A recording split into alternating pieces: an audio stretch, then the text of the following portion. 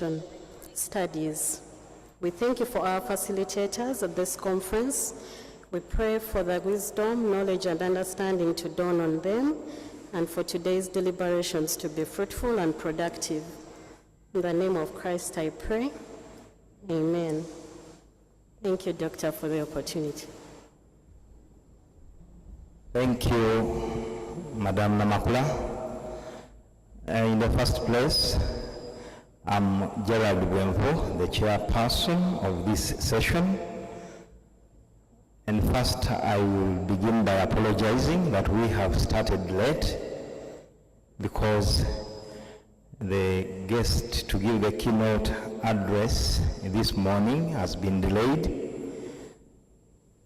But as we wait for him, he's not yet here, we will proceed.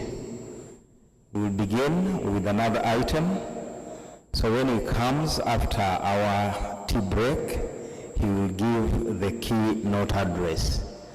So without wasting time, we will transit to the next item, and that is the reflections that are supposed to be given by Amon, Sister Amon.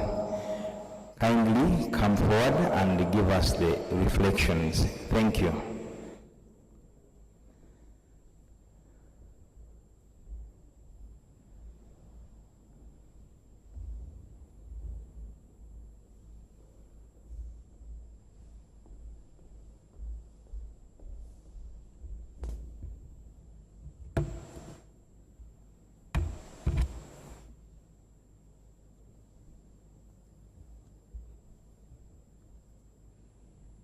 I thank you so much, Dr. Bwenvo, and I welcome each and everybody in this day 2 of our conference.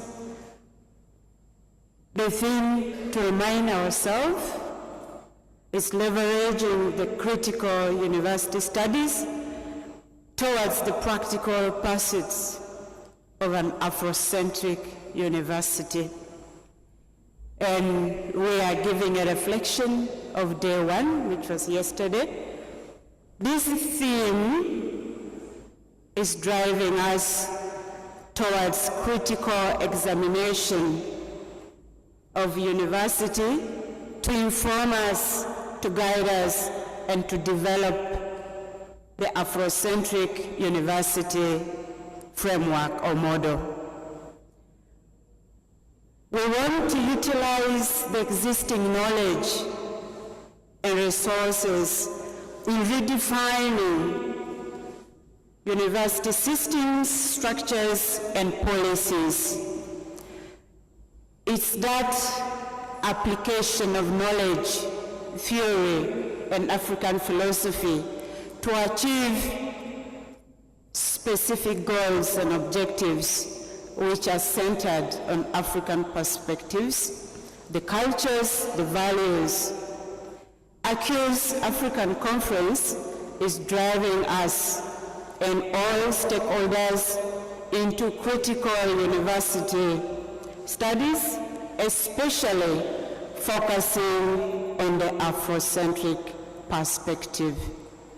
We looked at the adaptation of the world view, the World Cafe, vis-a-vis exploring the African Cafe.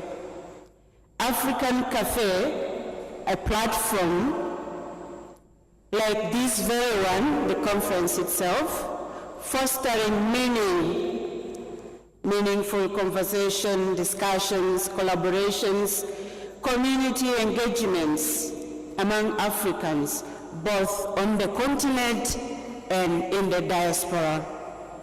African Cafe platform addresses African specific challenges, opportunities, promoting cultural exchanges and understanding, looking at the global north and the global south. There are huge differences. The global north is highly developed, with high income levels, situated in the northern hemisphere, high standards of living with advanced technology. These are controlling the global south.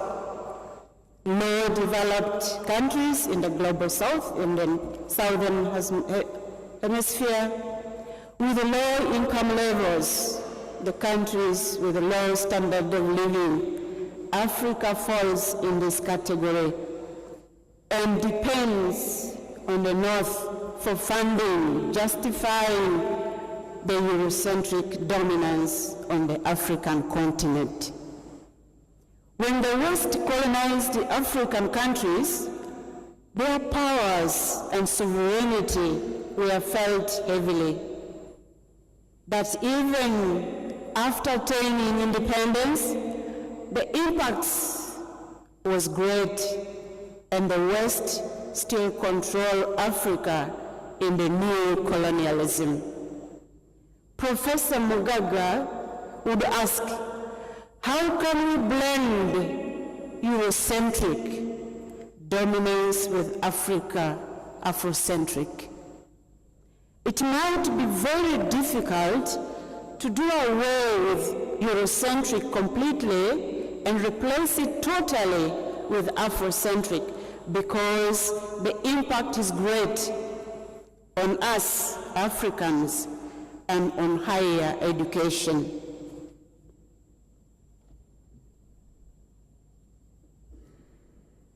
In the governing, for example, in the governing system, even the state, in the structures, infrastructures, even in higher education. Nevertheless, a luta continue.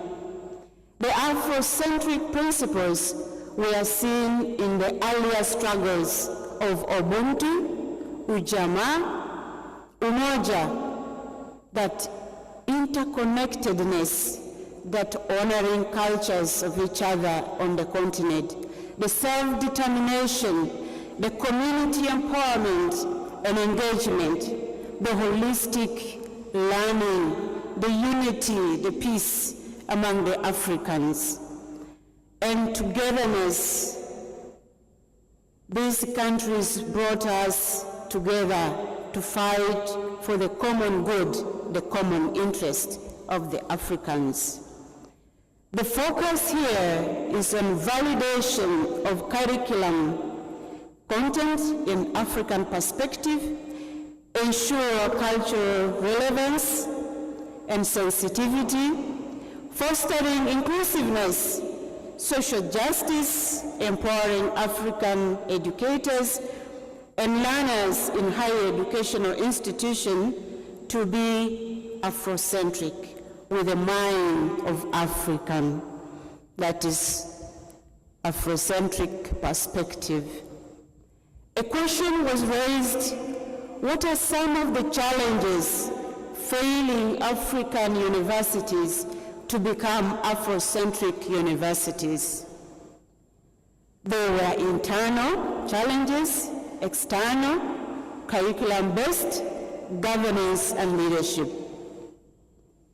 Some of these included inheritance of Western-based education system, lack of Afrocentric and centered curriculum, inadequate resources like funding, infrastructures, globalization and its pressure to conform to the Western standards, brain drain and its effects and impacts on the continent, dependency on Western aid and partnership, neo-colonialism, the continued influence of the West, political interference, Eurocentric curriculum dominance, insufficient focus on African issues and problems.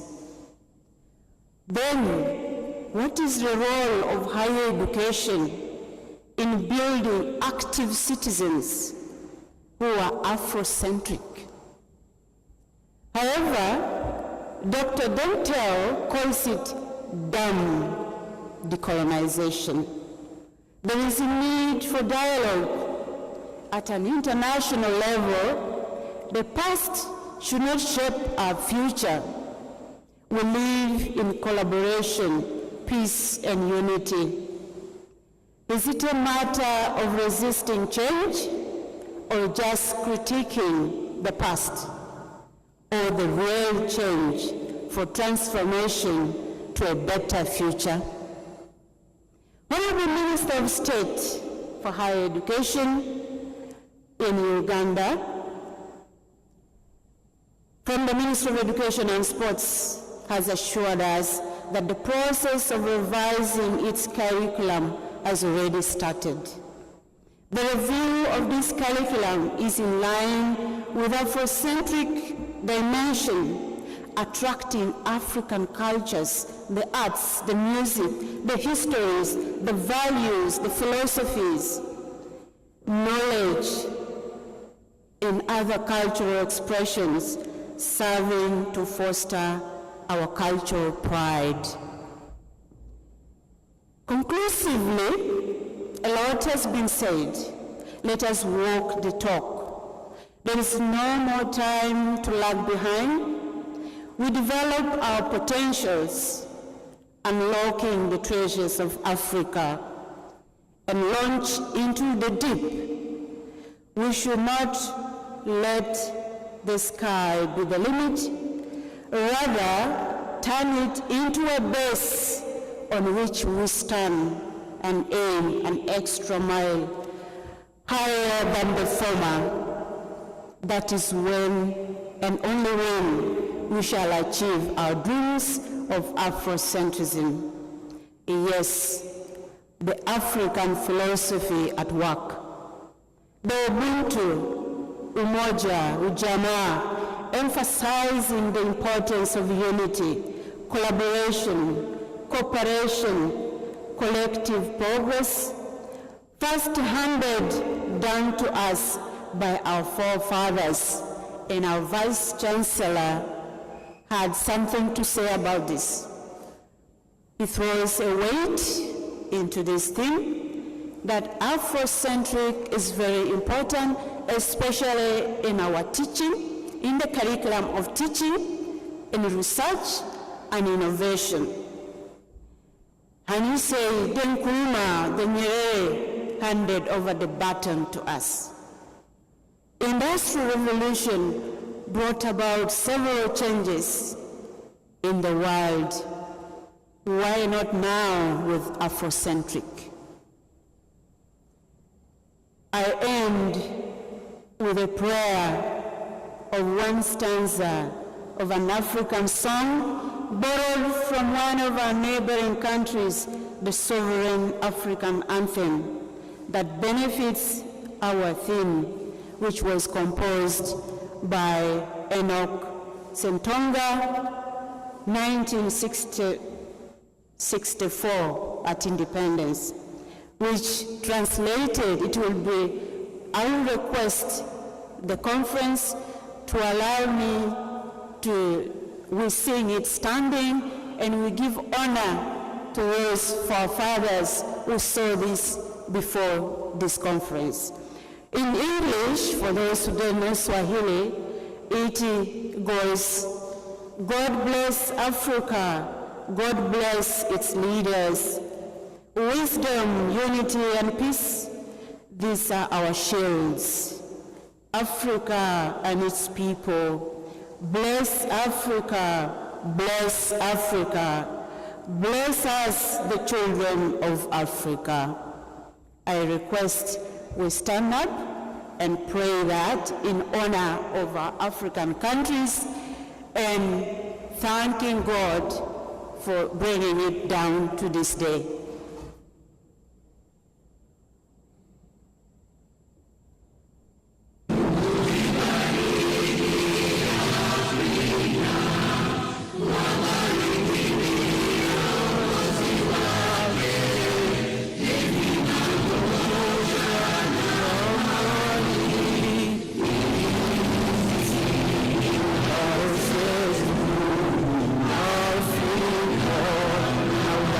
Wow.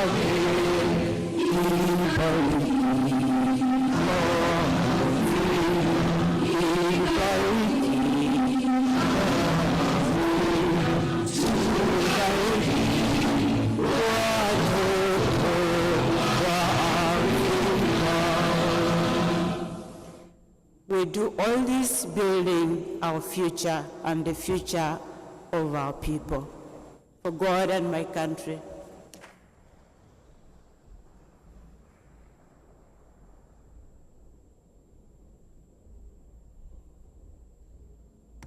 Thank you, Sister Amoni, for the wonderful reflection that you've made, where you have tried to show how we can bridge between the Eurocentric that is dominant and the Afrocentric that appears to be inferior but so dear to us as Africans. Now, as I told you earlier, that our keynote speaker is not yet here. So in the spirit of saving time, we will still go to the next activity that was supposed to come after the two presentations, that is the keynote address and the reflection. So we are moving now to a healthy break. We will have our tea right now, so that when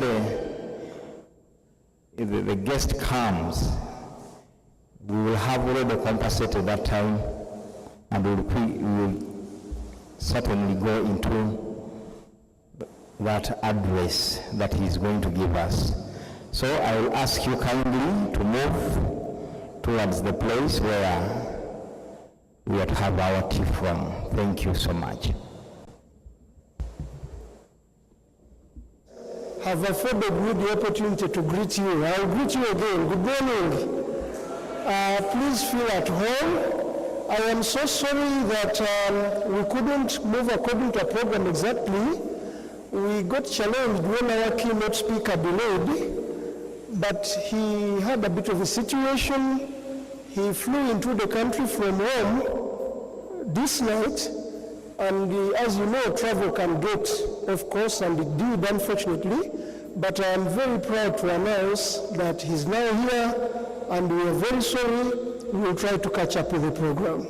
Thank you very much. I should have told you that he's my student. I told him.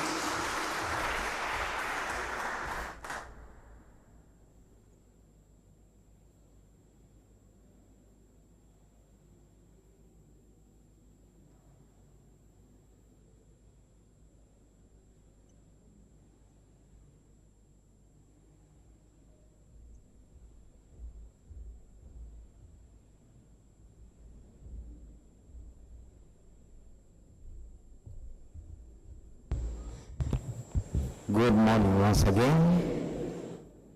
So as our guest gets prepared, let us invite all our friends who are out there to come, because in a few minutes our guest will be speaking to us.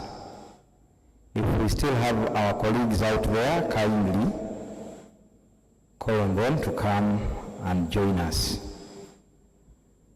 And you can as well tap on your friends who are online to log in, because we have an audience that is supposed to be online. But I think they have been somehow disappointed because of the delays, and many have gone off. So kindly alert them to log in as we prepare to receive a keynote address from our guest.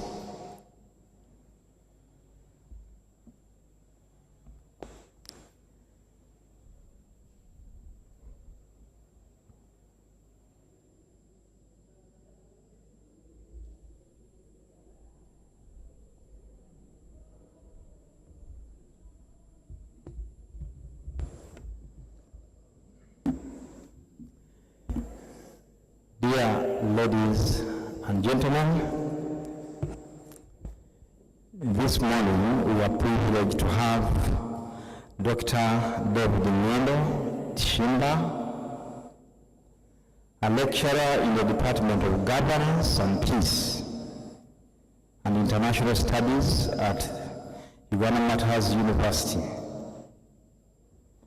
and a senior researcher fellow at the Refugee Law Project, Makerere University. Dr. David Nyambo holds a PhD from Makerere Institute of Social Research, where he was supervised by the iconic Professor Muhammad Mamdan. Dr. David will be speaking to us on a subject matter titled An Afrocentric University, Confronting an Ontological Oxymoron and an Epistemic Utopia. Doctor, kindly come to the podium and we can welcome him with a round of applause.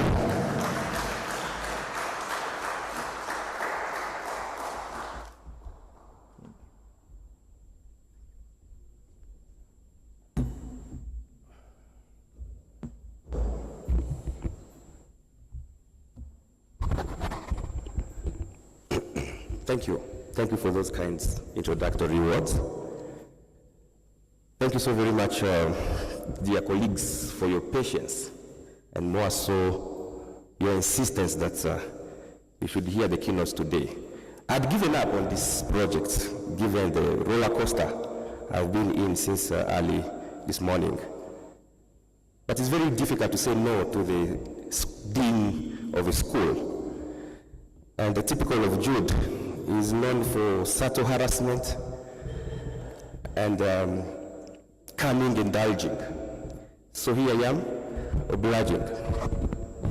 I'm deeply honored, if not flattered, to be called as a keynote speaker at this no less prestigious and urgent academic get-together on a theme very much cardinal to our very raison d'etre as members of this privileged club of the formerly schooled.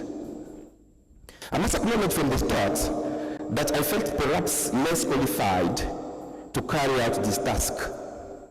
Nonetheless, owing to perhaps the interdisciplinary nature of the graduate program, which I partook at MISA, but more so as an avid attendant of the High Education Research Group at Makerere for the past 5 years, I whispered to myself with timid confidence, yes, dude, go for it, take the confidence, go for the theme, and give it a pitch of a critique. Hence the title of my keynote address. The university in its current contemporary sense is undoubtedly a modern institution. A modern institution born out of the theater of modern state power. This is not to say that universities in their historical sense cannot be dated to the fairly recent experiment of a gated community certifying produced knowledge with a disciplinarian stamp. You can see the prototypical example of Humboldt University, the modern university par excellence, developed in the wake of Napoleon's conquest of much of Western Europe in the middle of the 18th century. The modern centers of co-learning, and I underline co-learning here, pre-modern centers of co-learning where knowledge was not only produced, but rather co-generated. As witnessed in Alexandria, in pre-modern Egypt, including where most of today's Greek philosophical underpinnings were borrowed. As seen in Timbuktu, at the peak of the Songhai Empire, in what the European called medieval time, and what we call our apogee. As seen in Isiango, right in the Great Lakes, at the start of the Nile waters from the western flank, waters leaving the Lake Edward, going all the way through the Semliki Valley up to the White Nile. At that very bifurcation, where the lake is producing waters for river Semliki, there was a civilization, a highly intellectual civilization, on which the bone of Ishango lie the records of perhaps the first ever written script in pre-modern times in the heart of Africa. The bone of Ishango lists only alphabet, 242 characters, predates the discoveries of the hieroglyphs in Egypt, perhaps to communicate that the Sahara was not the barrier, but rather a bridge between those north of it and those who were south of it. As can be witnessed in Monomotapa, in today's Greater Zimbabwe, with the whole of Monomotapa inscribing a great deal of wisdom about how a theological, social, and indeed political puzzle were not only approached but also resolved. These centers of co-learning, of knowledge co-production, should not eclipse our thinking as we come to face the dual challenge of quality versus relevance of the universe in our times. The universe in Africa, not to take you through the dangerous phrase of an African university, let me call it the universe in Africa, today is faced with, or perhaps even harassed by, the thorny question of knowledge of versus knowledge for. Subtly stated in this interrogation is the debate pitting on the one side quality against relevance on the other in establishing and sustaining a university as an intellectual project. Many indeed have sadly continued to think of quality, particularly in the realm of higher education, as an end, but not a process. Our very own acclaimed higher education manager, the well-respected Professor A.B.K. Kasozi, in his book testifying to his tenure as the first ever executive secretary of the Uganda National Council for Higher Education, wrote without any stopping in that sentence that an institutional audit of a university is, I quote, a systematic examination or an account of all the affairs of that institution to determine whether quality in higher education is or has been achieved. I wish to suggest that quality in this particular regard should consist of both a process and an end. In fact, the process of ensuring quality in higher education is and should remain a noble modus operandi in the quest for relevance. The discussion on quality versus relevance should not take these two variables as mutually exclusive. Had Kasozi, at the helm of the National Council for Education, conceived of these two variables as mutually inclusive, perhaps a different sort of appreciation would have ensued in our very own higher education landscape. And I'm hastened to add that a modern university so much carved in the discourse from the National Council for Higher Education, here in Uganda particularly, that famous modern university fit for Uganda, and one can extrapolate for Africa today, I would like to add that university, which is universal in its knowledge production pursuits, as well as directly beneficial to both the society and the states in which it is located, should not take lightly what I would like to term as epistemic apartheid. The epistemic apartheid is characteristic of the Western modern university today, operating on the global scale. Two things characterize that epistemic apartheid, and I'll come back to that toward the conclusion of my talk. However, the institution too, the international projects called university, in our times, I'm tempted to suggest that should not be besieged to respond to both the market and national aspiration of the states alone, whatever that means, because doing so will be a regrettable debasement of intellectual labor. Let me take you through a panoply of how we got here. I'm of the view that 4 grand periods can be delineated from the vantage point of an evolution of knowledge production in the wider space in which this university is located. I'm speaking about the Great Lakes region.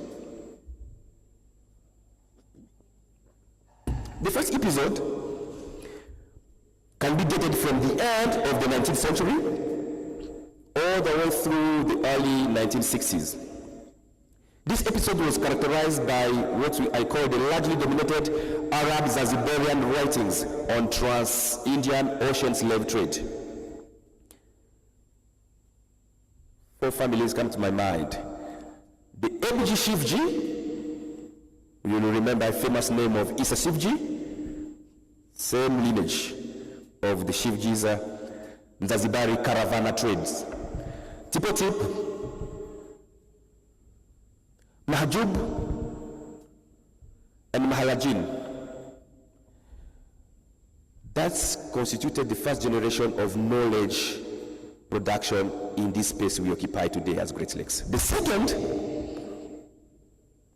is perhaps located in the diaries of the first European explorers who quested for discoveries and enriching the debate in a particular Western hemisphere. Famous names like my namesake David Livingstone, Henry Morton Stanley, Huntington Speke, publication of colonial missionaries and state officials, reports by various ethnographers and anthropologists attached to specific research centers based in Europe or America, are that which constitutes the first category of knowledge produced in this place. The second episode can be dated from the late 60s to the early 80s. This period was dominated by expert writings, originally from a region, or those who have consecrated time and valuable resources on research and teaching in national institutions, universities, or research centers. After they were beneficiaries of an extended educational program overseas. Without questioning necessarily the colonial writings, these experts nevertheless wanted an acknowledged recognition on the contribution of African societies to the history of human civilization in all spheres of life. You may name the Professor Semakula Chiwanukas of this world, if you belong to history, first ever PhD graduate in the Humanities and Social Sciences, 1965, University of Oxford, under Roland Oliver. And if you come from the stems, you may recall William Banage. Both of them are still alive. Banage takes his maiden flight in 1956. First PhD in natural sciences in Africa south of Sahara and north of the Limpopo. 1959, returned as a PhD holder, studying the water levels and the insects for huge ecological contribution.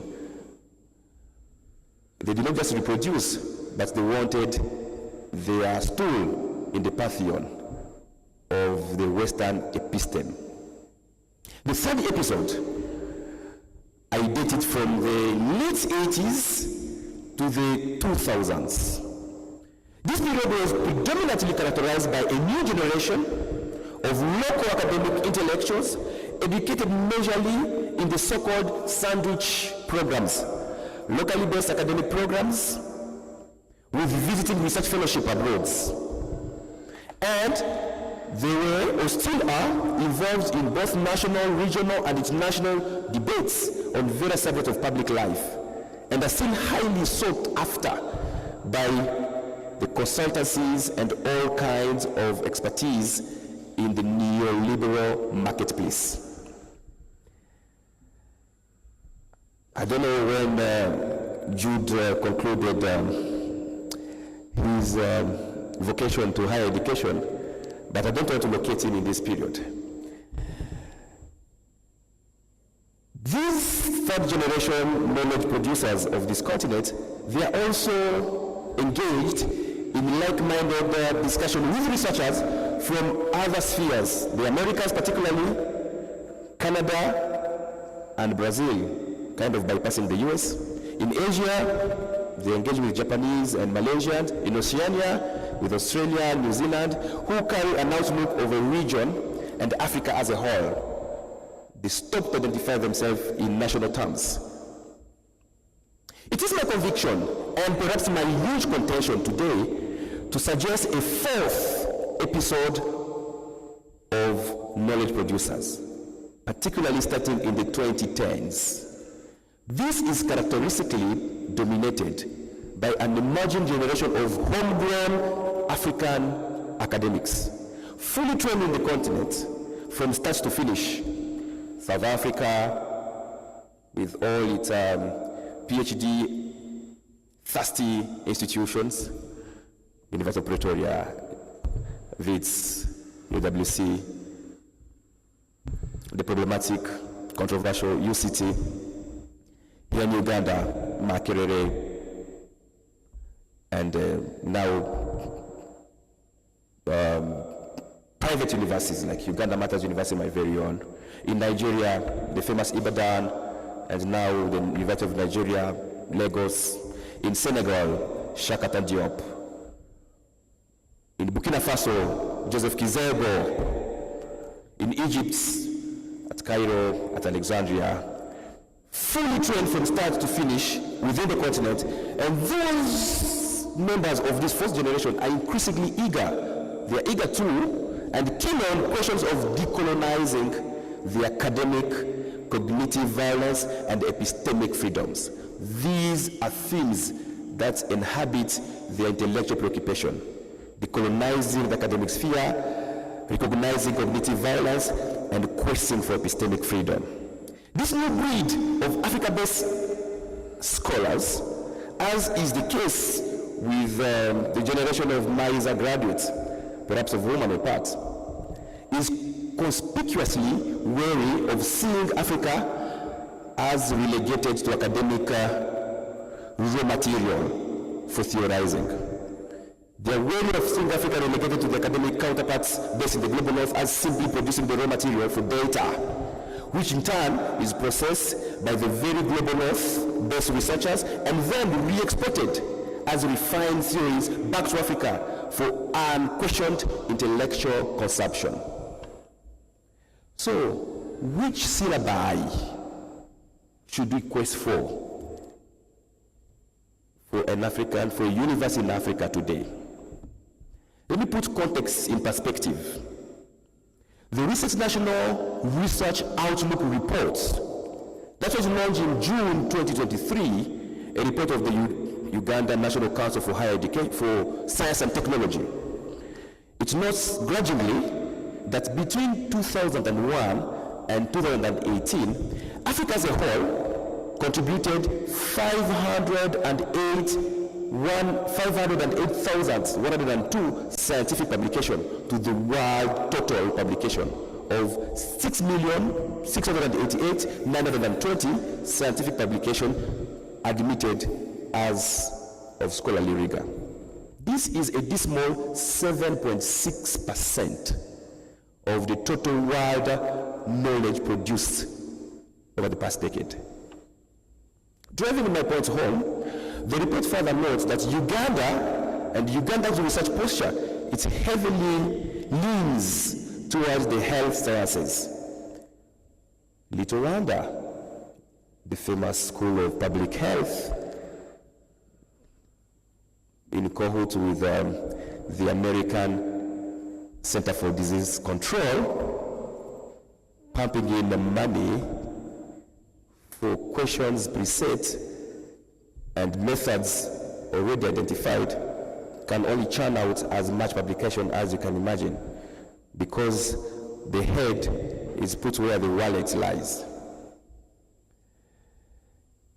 Besides the health sciences knowledge production in Uganda, we only had 192 highly cited research articles. 192 only highly cited research articles between 2012 and 2019, which compared to South Africa, which had 1,807 over the same period, pointing to an epistemic balance in which Uganda pays very badly in comparison to its sisters knowledge-producing centers across the continent. It is this epistemic imbalance which I invite you to come soberly for a redress. What do we do with this epistemic imbalance? The point is not to play catch-up here. The point is to change the game altogether. I hope that the papers being workshopped at this conference will constitute an important bulk of content for the next issue of Call for Papers, for what will be perhaps the most path-taking book project. Our agility, dear members, should lie in seeing to it that rigor in research and publication in the academy does not stop at those who are currently teaching and enjoying academic promotions, namely the faculty staff.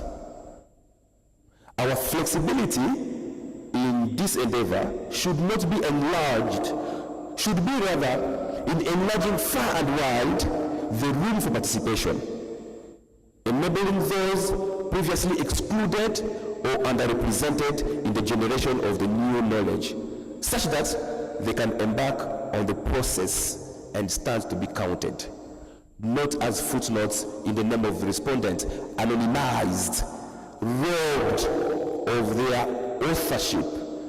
And authorship shares the same root word with authority. A-U-T-H constitutes authority on the one hand and authorship. Those two are inextricably linked. When we anonymize and when we excuse our respondent in the name of confidentiality and safety, that is contributing to epistemic apartheid and cognitive violence, and definitely not delivering us to epistemic justice. Our creativity in this endeavor should rest in continuously pushing against conventional wisdom that mostly privileges modes of knowledge production and dissemination a la Western episteme. That's the wisdom researcher in a singular term that is in the business of producing knowledge a la industrial production and is owning it by stamping his authorship there. Those modes of knowledge production and dissemination, couched in singularly, exclusionary, and robbing terms, should be shunned. These are often questions at the expense of knowledge co-production and co-dissemination that predates the Western epistemic tradition and can find their home of abode in our historical pre-modern knowledge co-generation. To put it differently, one may ask, how else will a university midwifed by a colonial project of civilizing mission a la colonizer, how should such a university put up with a decolonial higher education program within a discursive and institutional room that circumscribe its will to transcend? The emerging fourth generation of scholars, whom all of us are now, perhaps having survived the 3 other episodes, I invite you all to belong to the fourth generation of scholars. This emerging fourth generation ought to take seriously they ought to consider themselves at least seriously with a new vocation to knowledge production, a vocation that is methodic in nature. It is methodic first and foremost because it is the question that the world we are conceptualizing is inherited by a system of thinking that circumscribed our possibilities of imagining knowledge as a co-producing endeavor. This is the world that is yearning for an audacious rethink of higher education. We ought to think higher education anew. The raw material for a sobering critique of the graduate experiments at Makerere and elsewhere on the African continent lies in the generation of a decolonizing mission within the framework of a university that refuses to pay tribute to the national interests and the neoliberal markets alone. I thank you.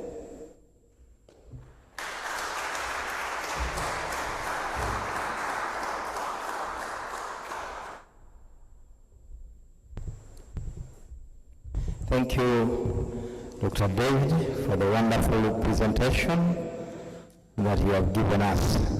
May we give him a louder clap than we have given him. Thank you. Thank you so much. Without wasting time, I will invite the discussant to take the stage and lead us through the next stage. Thank you. Elizabeth Namakula, kindly take the stage.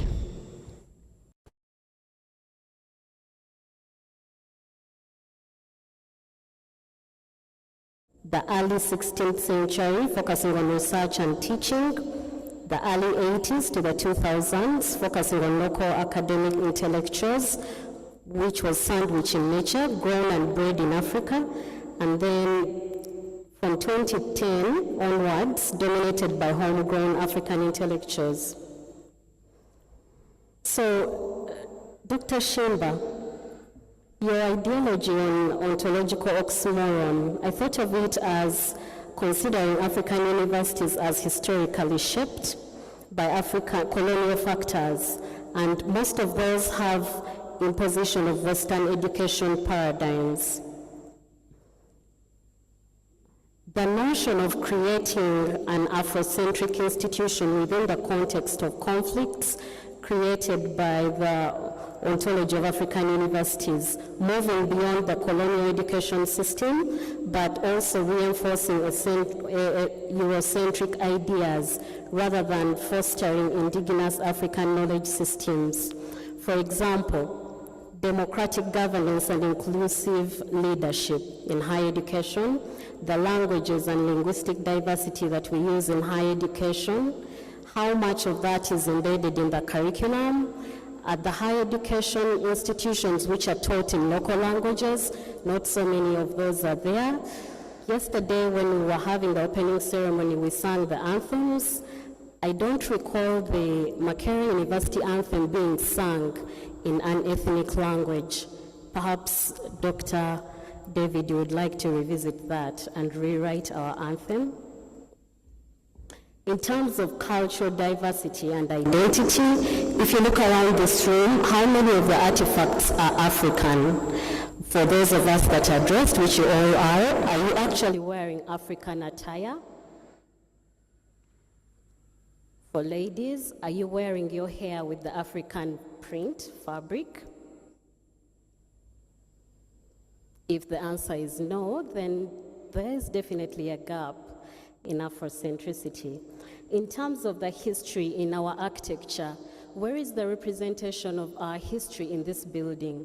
It's been recently remodeled, but do you feel the Africanness in this room? Yeah, let me pause a bit so that you can reflect on that. Doctor, you've also talked about the epistemic dysphoria and the apartheid and cognitive violence, where the knowledge systems are marginalized to devalue the African epistemologies. Despite being located in Africa, that does not make the African universities necessarily African, especially in terms of orientation, in terms of frameworks, in terms of continuing to prioritize Western epistemological frameworks, and disconnection between the African society and the lived experiences of Africans. And as such, there is a crisis of African identity in terms of knowledge production.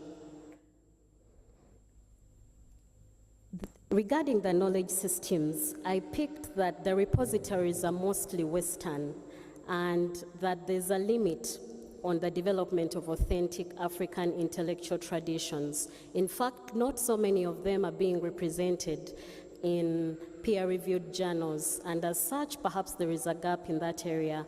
A lot of universities have become spaces where African students and scholars are trained to internalize and replicate Western paradigms, as opposed to their own, and as such, it's leading to alienation of African ways of knowing, being knowledgeable, and understanding their own African world. So there is a bit of a gap in the scholarship.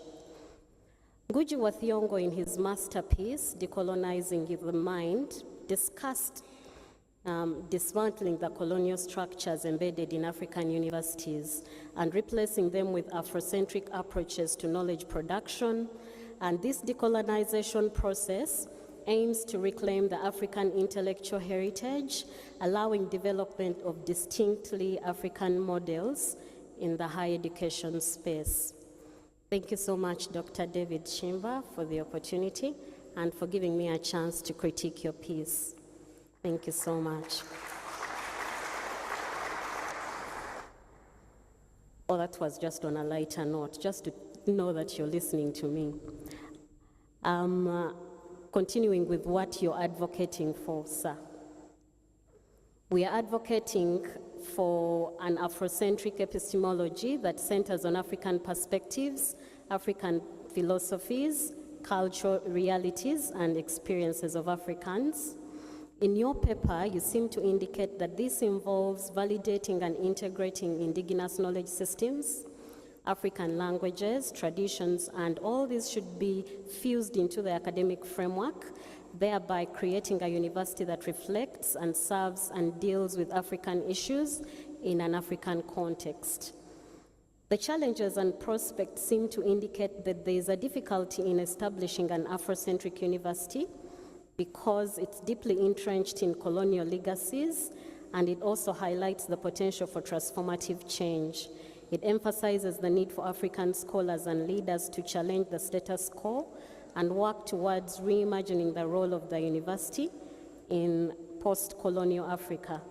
So the critiques of Afrocentric foundations in African universities argue for a shift towards Afrocentric knowledge production to address intellectual and cultural needs of African societies. Thank you. Now it's the real thank you.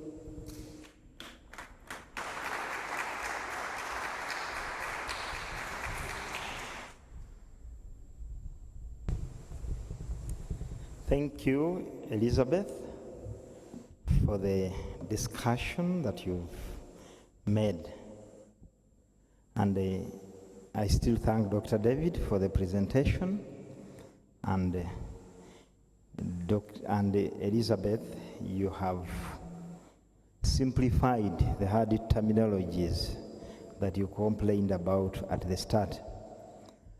So, since we are time-bound, I'm going to dictate, I'm not going to allow any question at this stage. We will now transit to our group discussions, our group sessions right now. Thank you. I don't know whether the groups, whether they're already determined and the members know where they're supposed to go. Prof. Jude.